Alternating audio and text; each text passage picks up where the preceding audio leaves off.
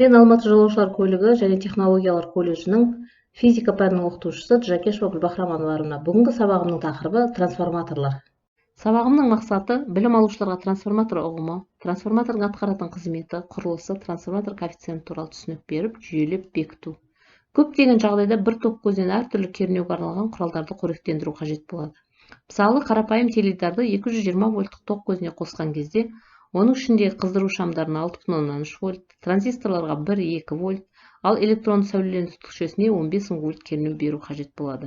Кернеуді осылай өз қажетімізше көтеріп немесе төмендету үшін трансформаторлар деп аталатын құралдарды пайдаланамыз. Қуаттың тұрақты дерлік мәнінде айнымалы ток кернеуінің ток күшімен қатар өзгеруін айнымалы токтың трансформациясы деп атаймыз. Айнымалы токтың трансформациясын жүзеге асыратын құрал трансформатор деп аталады. Ол электромагниттік индукция құбылысына негізделген. Трансформаторды алғаш рет 1878 жылы орыс ғалымы Яблочков ойлап тапқан, кейін оны 1882 жылы орыс ғалымы Усагин жетілдірді. Қарапайым трансформатор ферромагнитті өзекшеге кигізілген өткізгіштердің екі жақты орамдарынан тұрады. Өздеріңіз көріп отқандай, міне бірінші ретті орам, екінші ретті орам. Бірінші реттік орам қоректендіруші кернеу көзіне, ал екінші реттік орам тұтынушыларға қосылады. Олардың сәйкес орамдарының саны N1 және N2 деп белгіленеді. Трансформатордың жұмыс істеу принципі жаңа жоғарыда айтып кеткенде электромагниттік индукция құбылысына негізделген. Бірінші реттік орамдар арқылы айнымалы ток өткен кезде ферромагнитті өзекшеде айнымалы магнит ағыны пайда болады. Бұл магнит ағыны өз кезегінде екінші реттік орамдарды тесіп өтетін болғандықтан осы орамдарда индукциялық электр қозғаушы күшін туғызады. Екінші реттік орамдар тұтынушыларға қосылған болса, онда бұл тізбектен айнымалы ток өтеді. Бұл айнымалы ток өзекшеде қайтадан өзінің айнымалы магнит ағынын туғызады. Екінші орамдардың туғызған магнит ағыны өзекшедегі толық магнит ағынын кемітеді. Бұл өз кезегінде бірінші реттік орамдардағы өздік индукция электр қозғаушы күшінің кемуіне алып келеді. Өздік индукция электр қозғаушының кемуінен бірінші реттік тізбекте ток арта бастайды да, қоректендіруші кернеудің мәні өздік индукция электр қозғаушы күшіне теңескен жүйеде тепе-теңдік орнайды.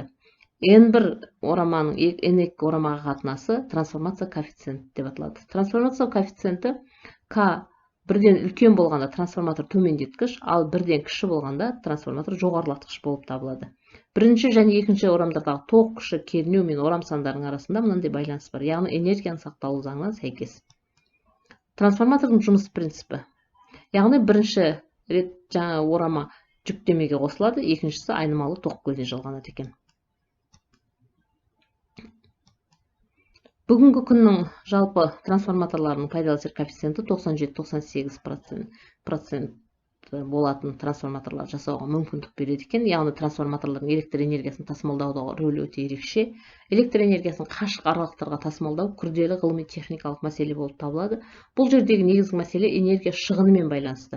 Өткізгіштердің қызуынан болатын энергия шығыны өздеріңіз білетіндей Джоуль-Ленц заңына сәйкес тізбектегі ток күшінің квадратына пропорционал. Олай болса, тасымалдау кезінде бос шығынды азайту үшін тасымалданатын қуатты кемітпестен ток күшін мүмкіндігінше азайту қажет. Оның бірден бір жолы кернеудің шамасын аса жоғары 100-ге 1000 вольтқа көтеру. Жоғарғы вольтта электр тасымалдау жүйелерінің болуы осымен байланысты екен. Электр энергиясын өндіретін жерде кернеуді трансформаторлардың көмегімен 400-500 мың вольтқа дейін жоғарылатады да, тасымалдау жеткізген соң, кәдімгі қажетті өзіміз тұтынушыға 220 вольтқа дейін кемітеді екен. Енді трансформатордың негізгі екі шамасымен танысып отырмыз, яғни ол бірінші трансформация коэффициенті, яғни трансформация коэффициенті қандай шамаларға байланысты болатын сіздерге көрініп тұр, яғни негізгі осыны дәптерлеріңізге жазып алсаңыздар болады.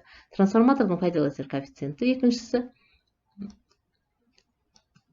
трансформатордың сызбалық белгісі. Сонымен қатар біз енді жалпы техникада қолданылатын трансформаторлардың түрлеріне тоқтала кетейік.